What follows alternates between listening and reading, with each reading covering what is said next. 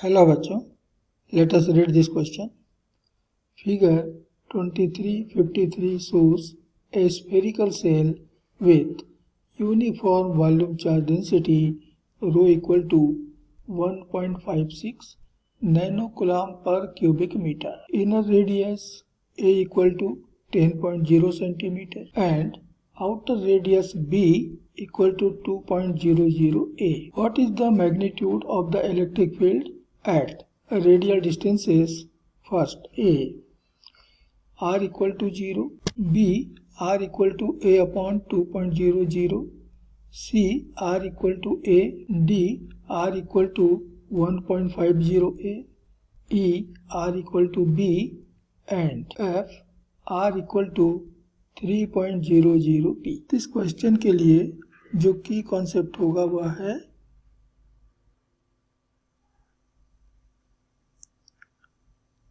Gauss's theorem.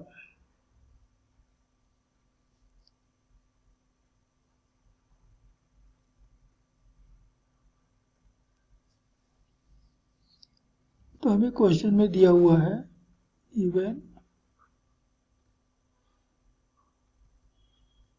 एक तो दिया है volume density of charge rho, यह है 1.56 nano coulomb per cubic metre अर्थात 1.56 into 10⁻⁹ coulomb per cubic metre. दूसरा दिया है इनर रेडियस ए 10 सेंटीमीटर अर्थात 10 इंटू 10⁻⁻2 मीटर। और थर्ड दिया है आउटर रेडियस बी, ये दिया है 2a के बराबर अर्थात 20 इंटू 10⁻⁻2 मीटर।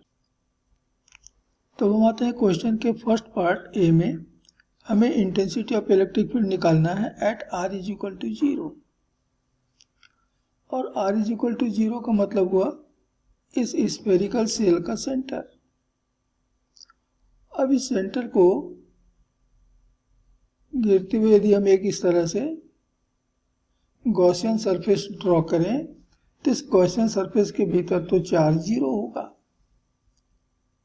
तो फ्रॉम गॉसेस थ्योरम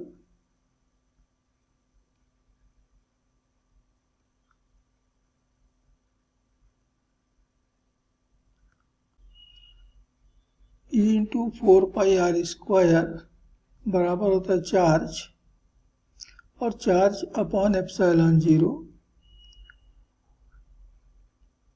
जो कि यहाँ पर 0 है and therefore intensity of electric field is also equal to 0. So it is answer of the first part of the question, that is A. In the second part of the question r is equal to a upon 2, तो हम radius के आधे यानी a/2 radius का एक sphere बनाए इस तरह से, तो ये हमारा गॉसियन सरफेस होगा। आप देख रहे हो कि अभी भी इस गॉसियन सरफेस के भीतर कोई चार्ज नहीं है अर्थात q is equal to 0, q अभी भी 0 है जैसे कि केस 1 में था, ए में था। तो यदि चार्ज 0 है तो यहाँ भी हमको ये मिलेगा 0 and this is answer of second part of the question. के थर्ड पार्ट अर्थात सी में कहता है r इज इक्वल टू ए, यहाँ हमको निकालना है। तो r इज इक्वल टू ए अर्थात इनर सरफेस। अब ये इनर सरफेस जो होगा यही हमारा गॉसियन सरफेस बन जाएगा और यदि गॉसियन सरफेस है तो इसके भीतर फिर से चार्ज q 0 है और इसलिए इलेक्ट्रिक फील्ड इंटेंसिटी भी 0 होगा and it is answer of the third part. अब नेक्स्ट पार्ट डी, यहाँ हमको r दिया हुआ है 1.5a यानी हमारा जो पॉइंट होगा वो a का 1.5 टाइम्स। अब यहां से यदि हम एक गॉसियन सरफेस ड्रॉ करते हैं इस तरह से 1.5a रेडियस का स्फीयर, तो इसके भीतर तो इतना चार्ज होगा। अब ये चार्ज यहाँ पर गॉसियन सरफेस के भीतर मिलेगा। अब यहाँ यदि इंटेंसिटी मान लेते हैं E है तो गॉस थ्योरम के according E into the area 4πr² बराबर होगा द चार्ज अपॉन एप्सिलॉन 0। तो E ये बराबर मिल रहा है 1/4πε0। अब Q होगा इसके भीतर कितना चार्ज है, तो चार्ज जो है वो हाँ 1.5a यानी कि R रेडियस और A रेडियस के बीच ही है, यहीं पर ही है। A रेडियस के पहले तो कुछ भी नहीं है। तो यहाँ जो वॉल्यूम होगा तो डेंसिटी रो इंटू वॉल्यूम, तो वॉल्यूम मिल रहा है 4/3 पाई r³ minus a³ upon r²। तो हमको मिल गया 1/4πε0 रो इंटू 4 इंटू पाई, और r यहाँ पर है 1.5a अर्थात 3/2a का पावर 3 करेंगे तो 27a³ अपॉन 8 माइनस a³। ये 4/3 का 4 ऊपर लिया तो 3 आ जाएगा नीचे, और फिर से आगे r² अर्थात 3/2a का स्क्वायर हो गया 9a² अपॉन 4। तो इस 4 को तो हम सीधा ऊपर ले लेते हैं, तो यहाँ से हमको E मिल जाएगा। अब हम वैल्यू भी साथ साथ रखते चलते हैं, तो कांस्टेंट की वैल्यू हो गई 9 × 10⁻⁹, रो की वैल्यू 1.56 × 10⁻⁻⁹, 4 पाई की value 3.14 × 19a³ into 4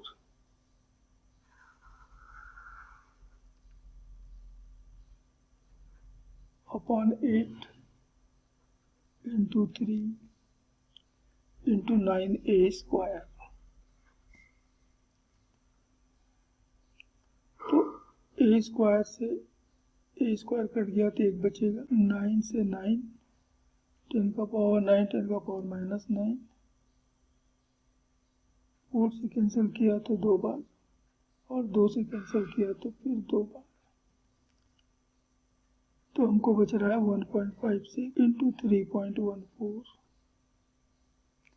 into 19 into 2, और बच गया a की वैल्यू है 10 × 10⁻⁻²।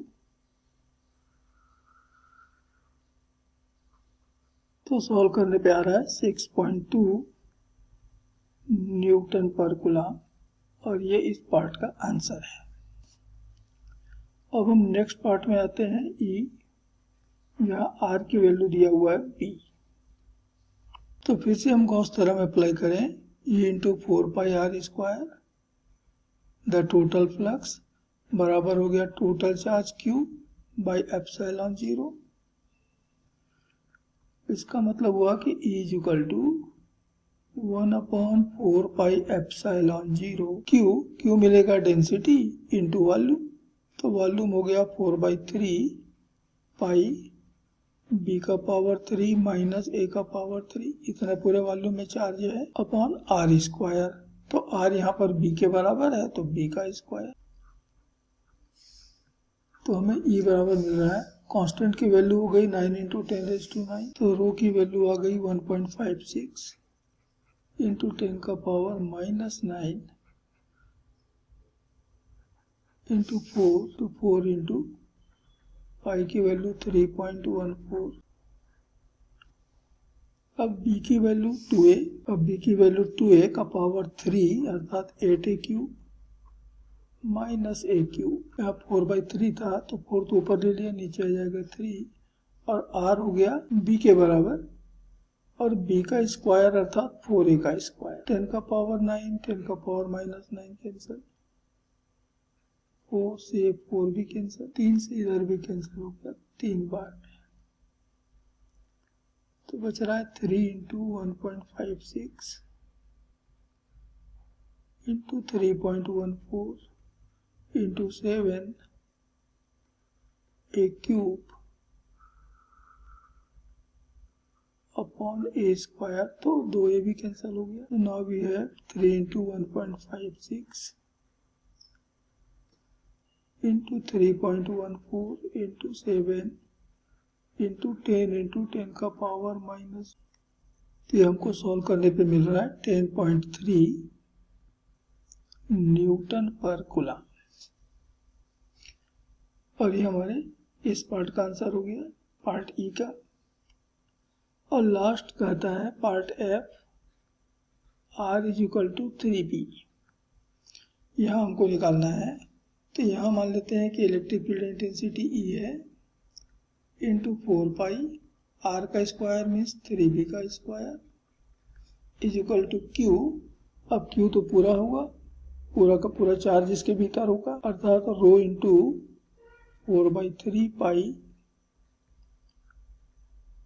B cube minus a cube by epsilon 0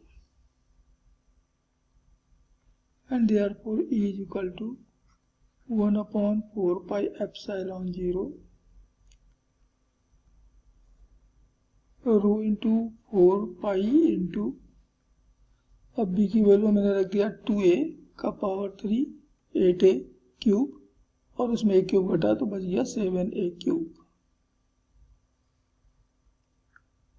upon ये 3b स्क्वायर इस तरफ आ गया, तो 3 का स्क्वायर 9 और b का स्क्वायर अर्थात 2a का स्क्वायर, ये हो गया 4a का। इसके 2a तो कैंसिल हो गए, एक बच गया। अब हम इसमें सारे वैल्यूज रख दें, तो कांस्टेंट की वैल्यू 9 इंटू 10⁻⁹, रो की वैल्यू 1.56 इंटू 10 का पावर माइनस 9 इंटू 4, पाई की वैल्यू 3.14 इंटू 7 इंटू 10 का पावर माइनस 2, ए की वैल्यू अपॉन 9 इंटू 4, तो 9 यहाँ पर एक टर्म हमसे छूट गया है, वो है ये 4/3 था, तो 4/3 का 4 तो ऊपर लिया है, लेकिन नीचे हमने 3 लेने से बच गया है, तो इंटू 3, तो 9 कैंसिल, 4 और 4 भी कैंसिल, और 10 का पावर 9 से 10 का पावर माइनस 9 भी कैंसिल। तो यह सॉल्व करने पर हमको मिल रहा है 1.14 न्यूटन पर कूलम, और ये हमारे लास्ट पार्ट का आंसर। तो ये इस क्वेश्चन के फाइनल आंसर से हैं।